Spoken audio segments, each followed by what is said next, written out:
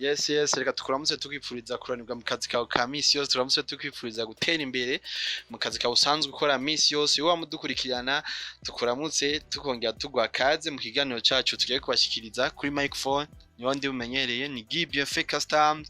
Ushobora kuja kuri Instagram ukamfollowinga, ushobora kuja kuri Facebook ukaraba ibikorwa vyacu twama twashikiriza misi yose. Reka tubazane news twovuga ati ni news imeze neza, ni news abantu benshi bishimiye. Ni indirimbo ya Big Fizzo yise Umukenyezi. Ni indirimbo yatanguwe isohokera kuri digital platforms zisanzwe zigurisha umuziki. Benshi ntibari bwayumve neza, ariko uno munsi niho yashoboye gushora video y'iyo ndirimbo. Benshi baravye video irimo ibintu byinshi vyerekana ibintu umukenyezi asanzwe akora. Benshi bavyishimira bavuga ati Big Fizzo yumviye igikorwa ciza cyo gushikira abakenyezi, akerekana ubwiza bw'abakenyezi, akerekana akamaro k'umukenyezi, akerekana yuko abakenyezi bakwiye kuronka agaciro bakwiriye ku bintu basanzwe bakora. Indirimbo benshi byabatangaje, yasohokeye kuri channel benshi batari basanzwe bamenyereye. Yasohokeye kuri channel yitwa Official Big Fizzo. Benshi bari bamenyereye yuko isokera kuri Big Fizzo Vevo. Twashiye kuronka amakuru avuye kwa Big Fizzo nyene, aho yashiye kwivugira wenyene yuko iyo channel ari yiwe. Ahubwo mugire subscribe, muyishigikire, mwongere muze muragira partage kugira abandi babandanye bayimenya, babandanye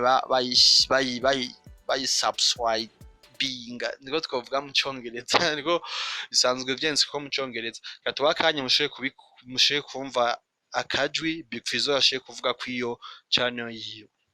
Ku bantu bafite amakenga kuri iyo channel, iyi ni channel yanje ya kera na ruguru rya Vevo. So ntimutinye nawe nyene gusubscribinga kuri iyo no kuyisharinga. Ni wanje. Mwashoboye kumva byinshi Big Fizzo yavuze, yemeje ko iyo channel ari wiwe. Mubandanye indirimbo muyija kuri YouTube kuyiraba, mushigikire, mugire na commentaire, mwongere mugire n'umunsi mwiza aho muri hose. Iyindi nkuru naso twoshaka kubashikiriza ni inkuru twovuga ati y'umubabaro. Ni inkuru yashikiye umustar wacu dukunda DJ Pro, aho twashoboye kubona indirimbo yiwe yasohotse ku munsi wa gatandatu canke dimanche. Yasohotse muri weekend. Indirimbo yasohotse hari video, aho twashoboye kubona kuri YouTube yiwe yari yakwije ama views 10,000 dika. Uno munsi yavyutse mu gitondo asanga ama views yashiye gukoroka, agasanga ageze ku ma views 5, yari kuri 10,000. Urumva ni ikintu kibabaje, ni ikintu c'uruhombo ku muziki wiwe. Arabandanya atakamba akavuga ati abantu bakora ibintu nk'ivyo bamusubiza ama views yiwe kugira abandanye yerekana yuko indirimbo yiwe ikirakurikirana. Urumva ni ikintu kibabaje ku muziki w'u Burundi.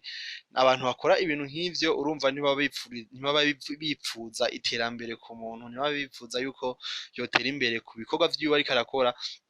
Twovuga niyo ni inkuru twashoboye kubatorokaniza, aho tuvuga ati wewe wakurikiranye izi nkuru urashaka kugira subscribe, ukacugira na commentaire kuvyo twagushikirije. Bye bye, ugire umunsi mwiza aho uri hose.